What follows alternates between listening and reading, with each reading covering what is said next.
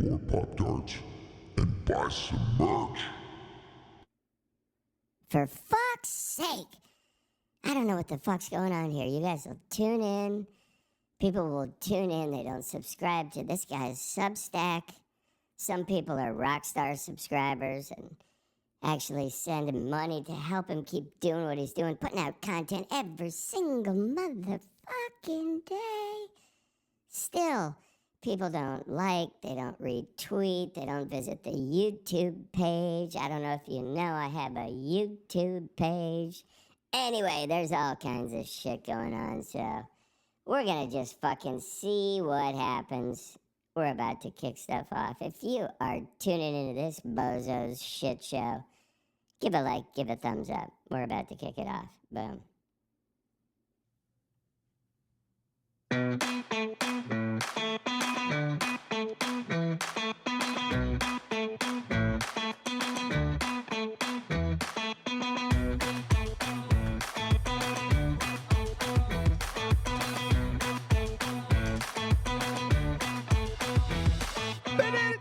What is going on? Thank you guys for tuning in. I hope everybody is having an absolutely fantastical day. Who knows what is going on with most of you? I'm going to tell you what's going on in the space, what's going on with me, and we're going to get right into it. The secret sauce for today is simple.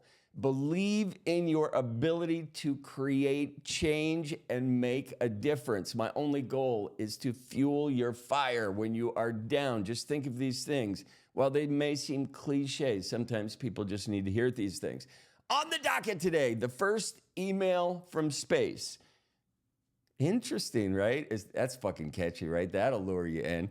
Mochaverse, Mochaverse, Mochaverse. Adidas and Doodles together at last, and Vitalik thinks we are on the verge of absolutely solving the biggest UX UI problem with Web3. Do you know what it is?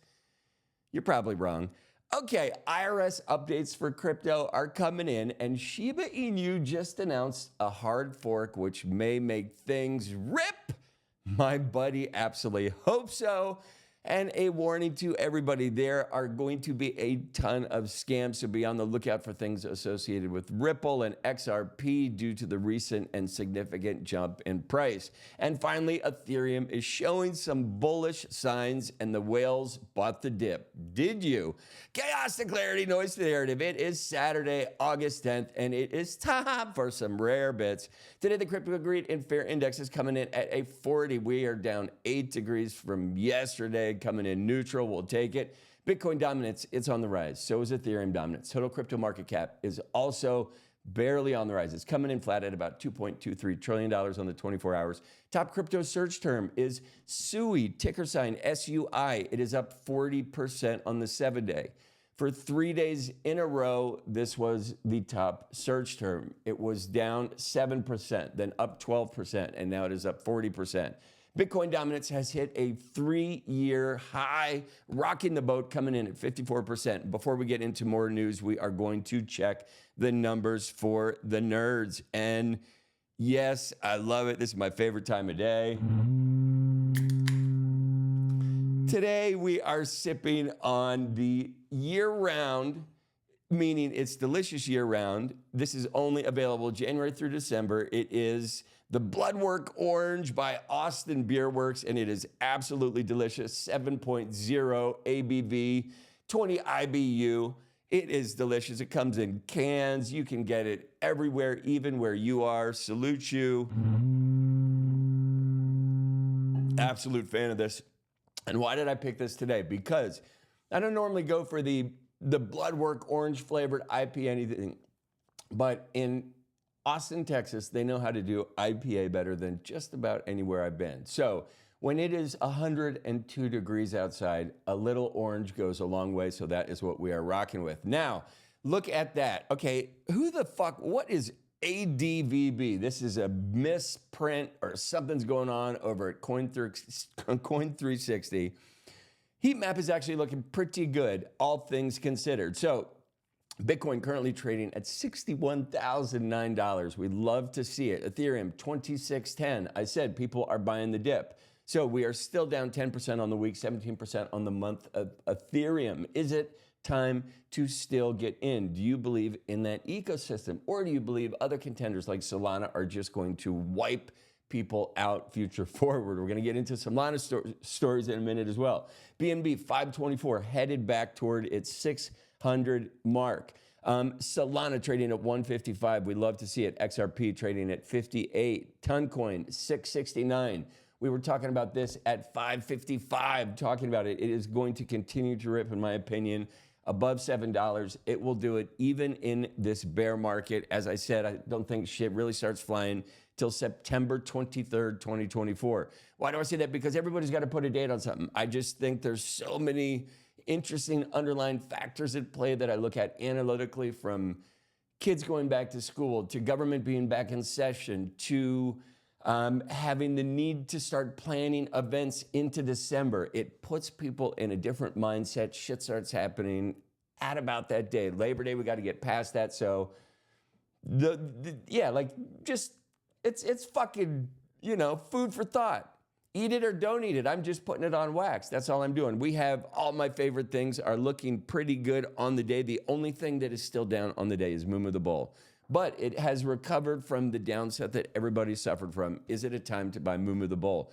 My comment on this, I love Moo the Bull. They are on the timeline relentlessly. They're sponsoring Ashley in the Karate Combat coming up in Singapore. This shit is fucking awesome. This is what the people want. Ashley's been training her ass off, so I'm super excited to see this upcoming fight against her and the blonde broker. Okay, we're going to do a quick drive-by. We're looking at the 5-day on some coins. So I'm actually going to start with Bitcoin first. So in the last 5 days, our low bottom on Bitcoin was about $56,000. We are currently trading at $61,000 on the 5-day. It looks like we are going to take a tick down. Next up, for Ethereum on the 5-day, our low is about 2308, currently trading at $2,600. Do we see that tick down? These analytics say yes, be patient. Solana, we saw a dip all the way down to 127 on the week. We're currently trading up about 156. Again, we have a tick. It looks like that is going to go up. These are quick flyby numbers that we're doing. Total liquidations in the last 24 hours looking about 1.4 billion. Total volume on the DEXs is about 518 billion. So we are down. And if we look at just the 2024 volume, we can see August, we're just starting, but July was actually kind of a pumper month, and it isn't usually a pumper month. Where do you guys think August comes in? Do you think we top the volume on the DEXs at about 192 billion for the month of July, or do you think we pump higher? My view is we don't crest that in July, but I bet we beat this in September. These are just my calls. Next up, this is an absolutely great website, and I continually look for other places to find analytics that tell story not only of today's market, not only of technical predictions, but of the zoom out. And I implore everybody to go to blockchain.com and just poke around. And I do this all the time. And one of the things that I wanted to pull up today, which is a really magnificent stat, especially when you think about Bitcoin holdings long term. Yesterday, I talked about if you are fortunate enough to own one Bitcoin and hold that, you will do wonderful. Next on the list, if you hold 0.1 Bitcoin long term, you will do wonderful. So when we look at profitable days for Bitcoin holdings, since its inception, total days, 3,828. Profitable days for people that held Bitcoin through the ups and downs, 3,633. That is a 94.91% hit rate for Bitcoin. It is just getting started. Again, I don't think we rip till September. I'm waiting for some instigators to kick shit off, and I don't see it happening yet. With elections coming up, we could have instigators or things that push the button. For instance, if the Democratic Party decides to go full bore Bitcoin or cryptocurrency, that will ring this bell and things are going to take off sooner than expected. So keep these things in mind.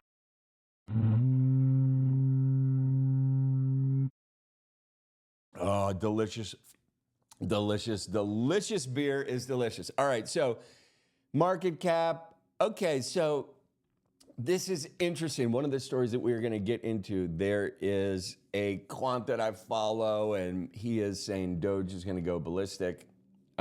Yesterday, my thought was that it is missing the catalyst needed to make it do so, and we'll get into what that is in a second. But market cap in the last 24 hours, Doge is the leader by a long shot. It's gone up in market cap 2.1%. Shiba Inu is up a bit, which is interesting. I just mentioned the hard fork, which is just announced. This news tends to get into the flow of things slow in August, on Saturday, on all of these when it's super hot out. So I think we are going to see some good movement on Shiba Inu over the next week and a half. I'm not saying get into this. I don't hold any of this. I have a friend who is in deep in this, and he will hold it until it's worth a penny. Whew. You know what? I hope it hits a penny. There's so many zeros. Okay. When we look at price change over the last 24 hours, like it's fucking a flat market, which is impressive because it is the middle of summer. When I look at the 1 hour, let's just see, has anything ripped in the last hour? So Billy is back on track, up 5%. MAGA, up 4.9%. Mario Coin. Now, if this was the the Nintendo Mario Coin, I would have to buy this just because I love it. Holy shit, it's already got a 9 million market cap. Man, oh man. And let's see what's the biggest losers. Nubcat, I have friends that hold that. What's losing bad? So Nero.lol. There have been so many Nero tokens. Nubcat down 14%. That's not even too bad. Moomoo down 11%. Again, okay, here's the question. Okay, and this is what this whole space comes down to, is conviction plays not for today, not for tomorrow, but for a 3-month out, a 6-month out, and a 12-month out. Let's just throw that out there as hypothetical. So if you see these coins that are performing where performance is needed on the stage of Crypto X, and all of these, some more than others, and I'll touch on some of these in a second, but the coins that are putting in work are trying to make a difference, and they call it building in the bear, building when nobody else is here. To me, those are rock stars. Those are the ones to follow. So I still love Moomoo the Bull. I think this is a good long-term play, especially if you are thinking 3-6 months out. We are currently looking at, almost $120 million market cap. I think this goes to 500 million market cap, easy, if not $1 billion. It all depends on how much traction it gets coming up in September. So they are on the timeline. Billy, I don't see him on the timeline a ton. Nubcat, I don't see him on the timeline a ton. What I do see is the bag holders of these coins on the timeline saying, yo, we need attention. So what is interesting about Moomoo is the account is on the timeline, blasting everything, everywhere, nonstop, and that is traction. Even if it isn't clicking now, it will resonate as soon as we get into monster season, AKA September. Now, we're going to quickly check on Polymarket. We are looking at breaking news. Presidential election winner. Most gold medals at Paris. Will it be the United States or China? Does Kamala Harris get replaced? We know that's not going to happen. Number of debates between Trump and Kamala. Trump and Harris, will they appear on Fox News? Do we get a Iran military response? And so there's $300,000 bet on this Iran military response by Monday. It's Saturday, right? So there's a lot going on in the world that affects our market. And when we see people betting with their cryptocurrency on this market, these are newsworthy things. So long-term, Fed emergency rate cut in 2024. Do we see that coming down the pike?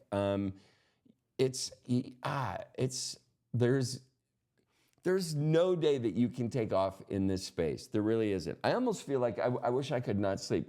Or this is what's interesting. There are windows and pockets of activity where meme coins thrive and other things happen. And it's figuring out where and what cycle it is. Wherever you are, from where I am, CDT, it appears to be late at night, like after 10 p.m., from 10 to 4 a.m.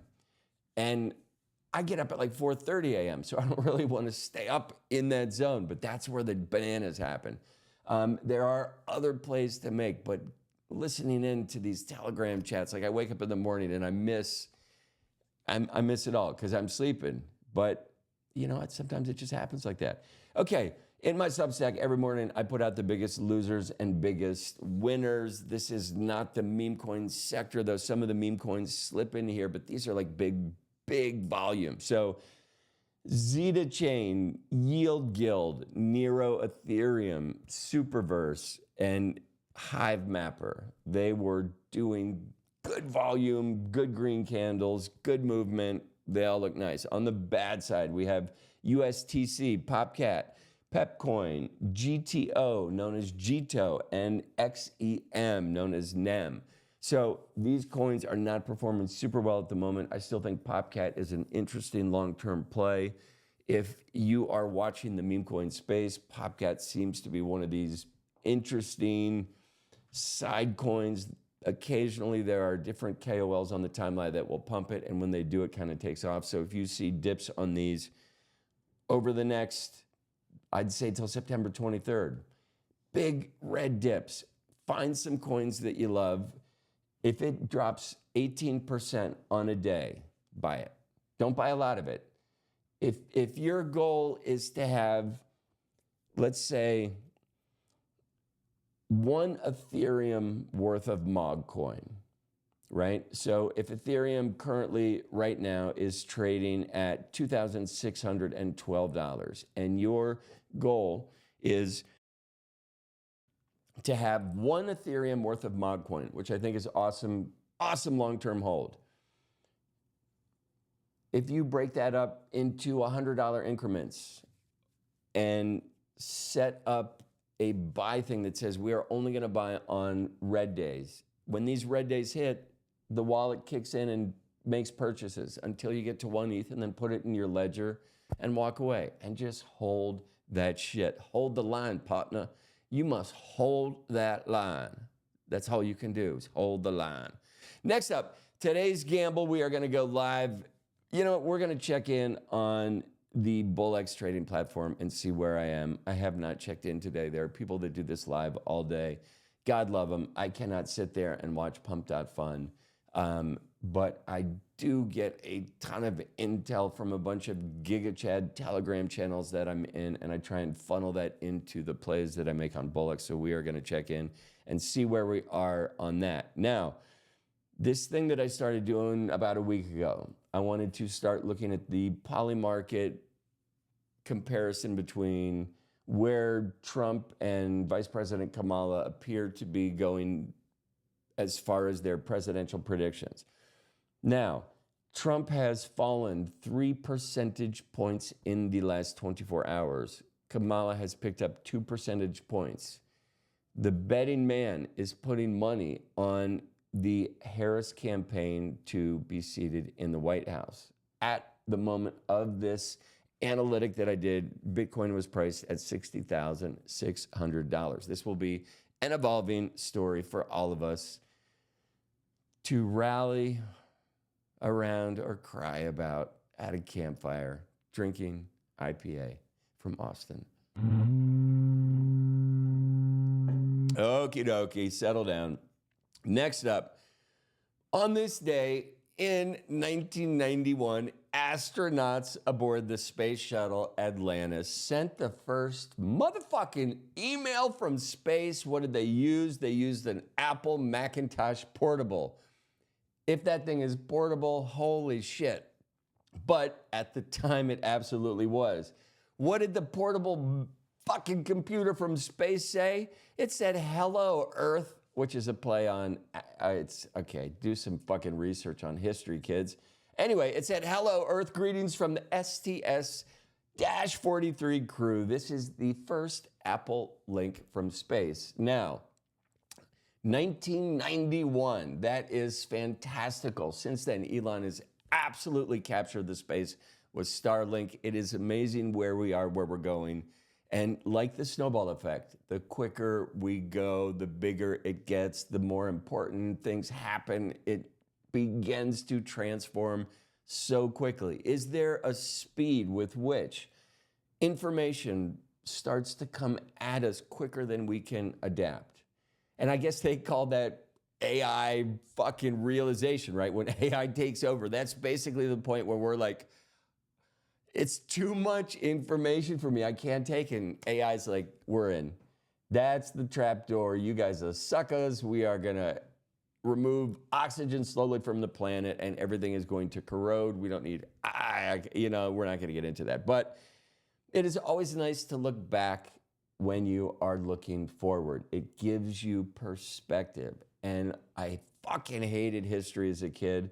Maybe that's why I'm into it a bit now, just because I see these cycles and everything is cyclical. And it's stuff that you don't need to get bogged down with. It's just part of life. So we saw Apple breaking waves back in 1991. They continue to break waves. Who will be the wave breaker in 2031? That is the question that is interesting to me. And it brings up a good point. One of these people, if you are from the NFT digital realm, to me, in my opinion, will be Animoca Brands. And I said it at the top of the show, Mochaverse, Mochaverse, Mochaverse. So they have now launched a bunch of stuff. They are live in this sandbox. I did a deep dive this morning, and I just wanted to give you guys some information. So I have been talking about this in my Substack for probably a year and a half, and I have always been priced out of this NFT. And there was some FUD along the way where there was a coin drop and people didn't like the allocation and the way it played out. Like so many things happen in the space, when FUD hits, the price on the NFTs goes down. And I did not swoop in at that time. But these guys have a fabulous story. And one, I love the narrative that they're playing into the younger generation. And if you are in NFT land, none of this shit is for you. Yeah, it's great to have a PFP community, all this shit. You have to think bigger than that. This is for 15 years from now. And if you think about things in that perspective, you will be blown away. It will give you a chance to step back and think maybe Yuga Labs is delivering, they just need more time. But you don't need to step back very far to see what Mocha is doing. Mocha Land in Sandbox. Animocaverse. I mean, it is amazing. So the idea, in my opinion, if you are an NFT aficionado in this space, if you love Web3, if you love what is happening in the broader ecosystem of things, to me, one of your goals should be to get a Mocha ID. What is a Mocha ID? It is the identity that lets you explore, meet friends, and earn rewards via Animoca Brands networks. 400 companies that span the globe are involved in this ecosystem that they have been building for years, right? The NFT is a new entrant into this broader ecosystem as they begin to get a digital footprint and look at moving into the metaverse, which is where we're going. Whether you like it or not, that's where we're going. So these guys are situated, to me, to be the Amazon of that movement.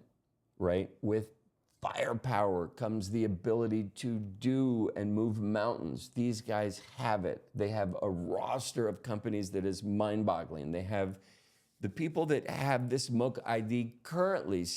It's outstanding. So the NFT portion of it is a sliver into this bigger ecosystem. If you like art, if you whatever, get a Mocha ID. Figure out what you have to do. It's DYOR. Do it yourself. I'm just trying to shine a fucking torch in the cave. You go fucking adventure around. But I do this shit all the time. I love this. I've always said, to me, this is the stellar collection in the NFT space, hands down. Hands down, above anybody, in my opinion. These guys will win. Now, there's other NFT collections that never have to move a finger again, and they will thrive, right? Because of precedence, because of where they were, because of how it affected the market, all these things. Mochaverse, they're not sitting around. They are thriving, driving, and yeah, just put them on your hit list, all right? Next up, you nerds, what are we getting into? This I fucking dig. Okay, the Doodles Get the Fit mixture with Adidas. All day I dream about sex. They have teamed up together. They are offering not only virtual swag, but, and I hopped on the website to check it out, you can buy these virtual packs, and their packs are awesome. They're very inexpensive. I think they're ranging from about $4.99 to $350. Odds included, obviously, in the what you're purchasing, but you can win physical items. The physical items are bomb.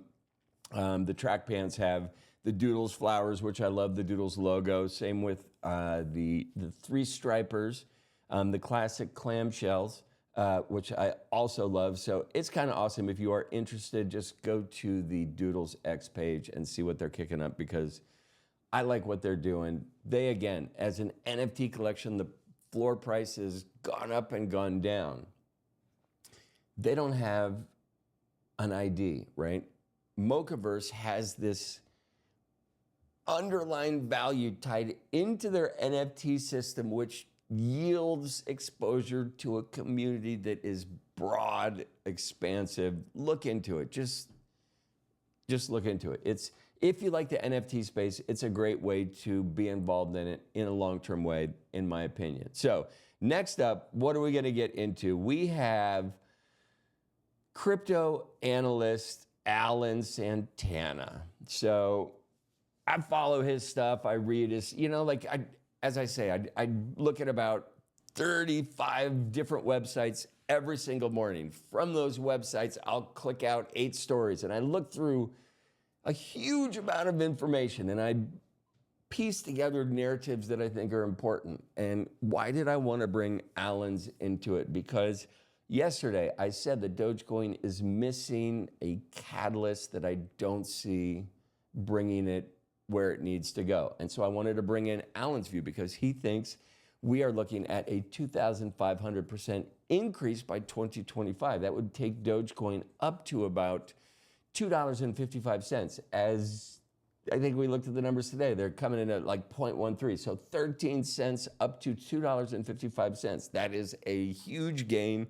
Smart money. People have made money on Doge. I have spoken with the Doge millionaire, the first person that became a millionaire off of his bet on Dogecoin. So do we see a repeat of that? Now, Alan, okay, he advises investors to buy now and hold till 2025. What's interesting is I have never ever told anybody to buy anything, nor will I.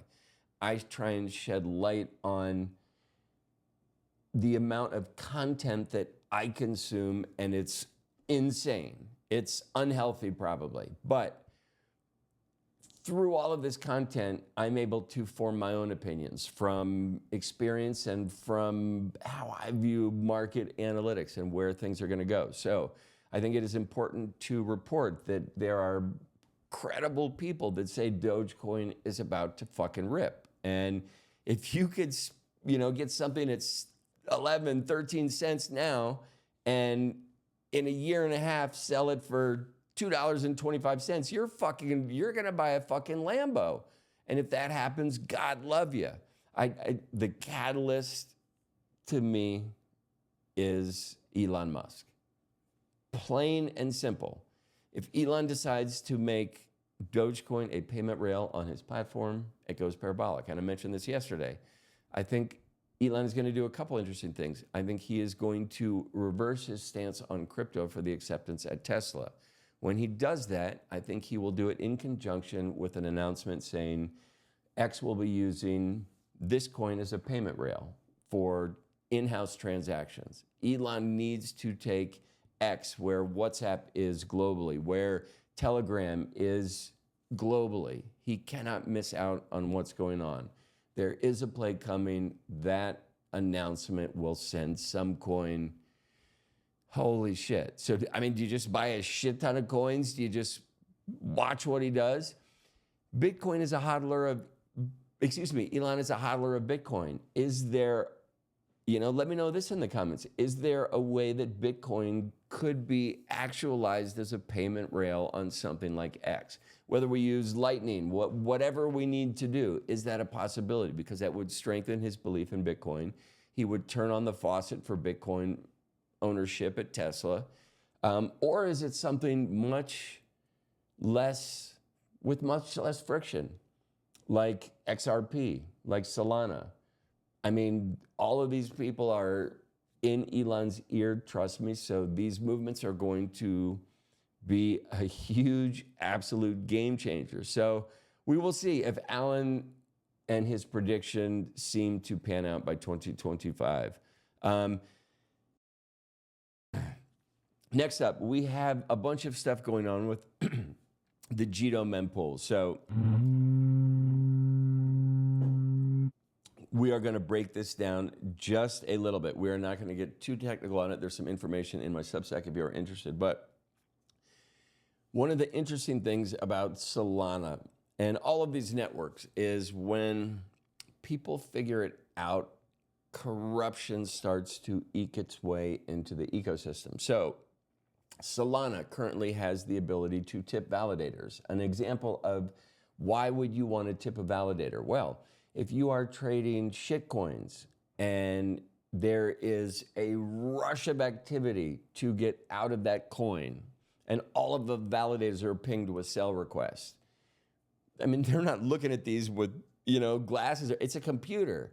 If you are bribing the validator, he's gonna say, "I'll take the top 30 bribes instantly," right, and begin to settle transactions. So having the ability to do that has been a windfall for the ecosystem of traders, especially if you know how to utilize that tactic. Yes, here's the difference, okay? A Solana transaction getting in and out of meme coins should cost you about 0.001 cent.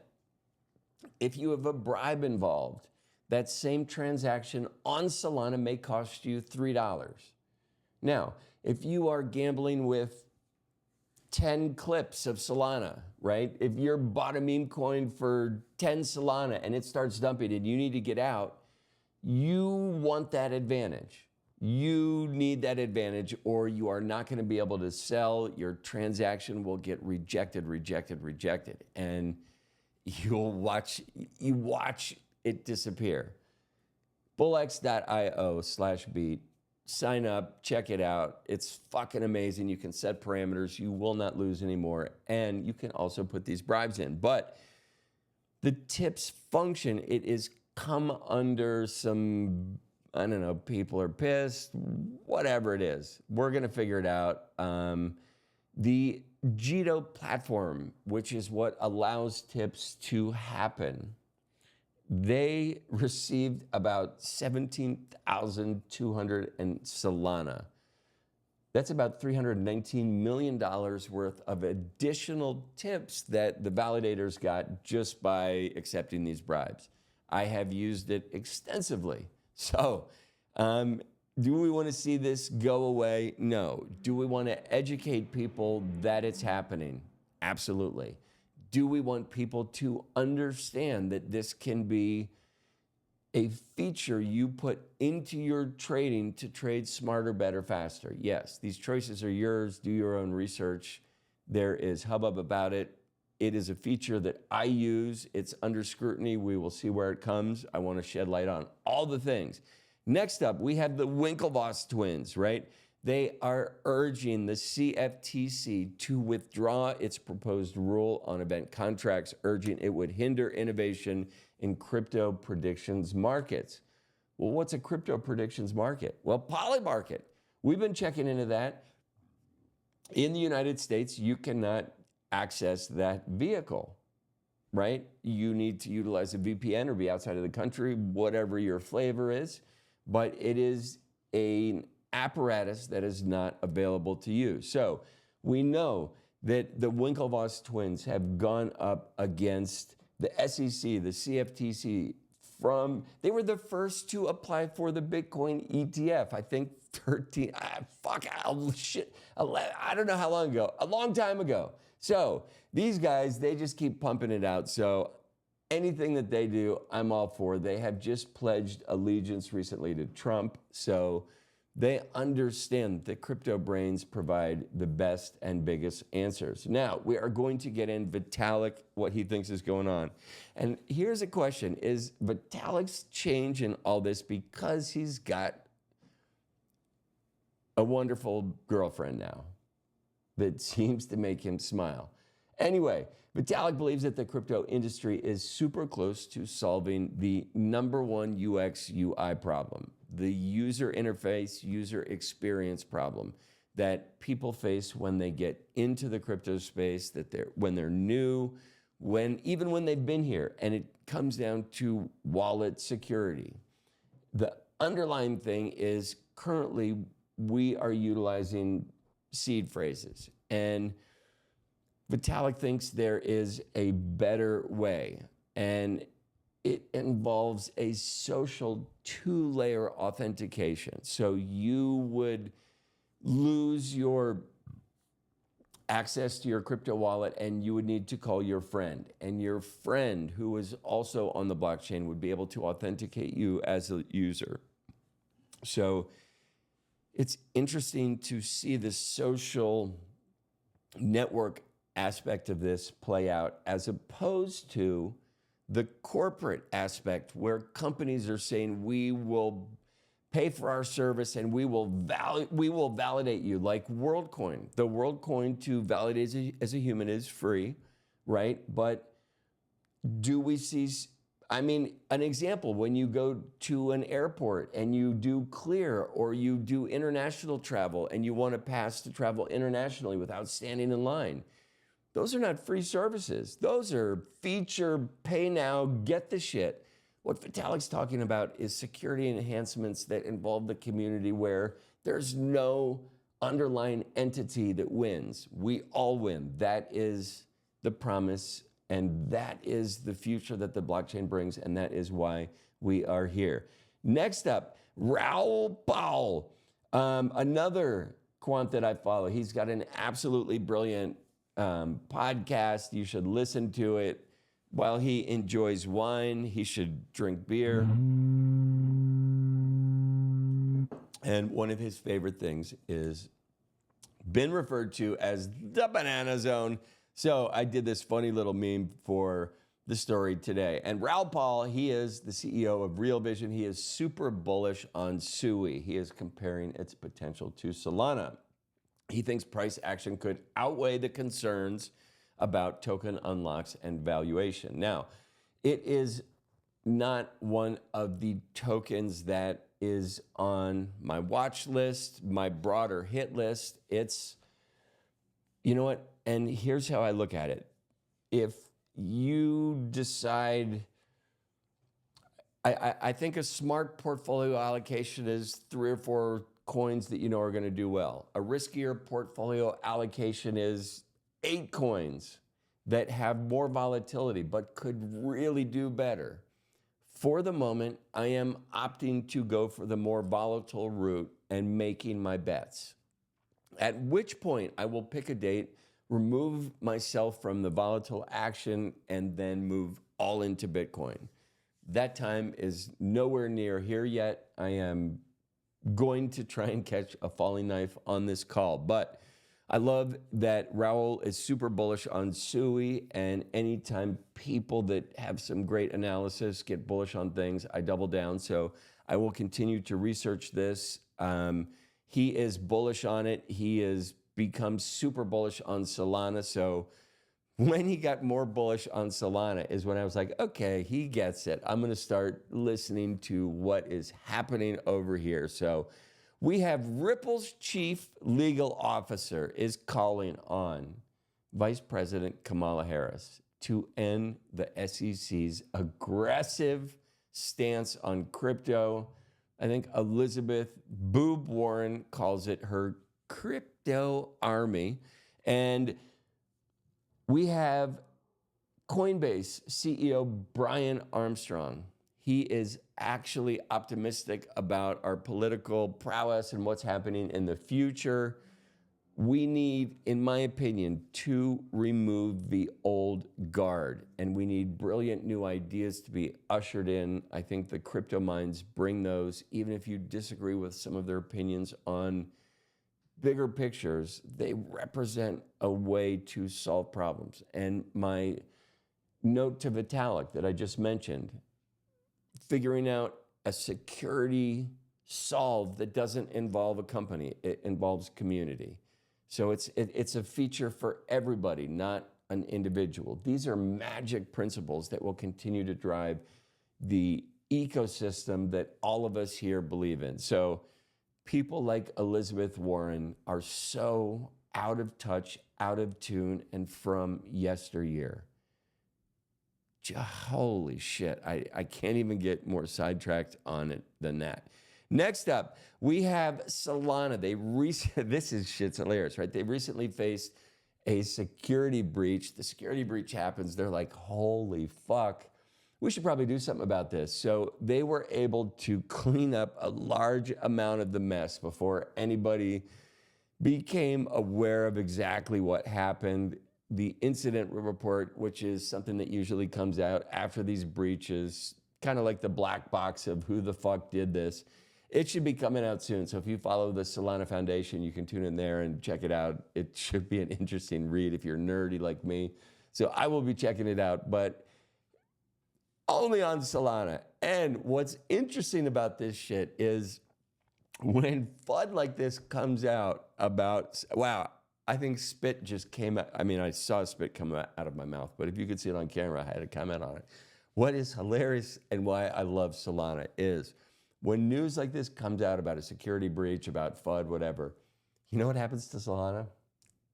Yeah, the price goes up.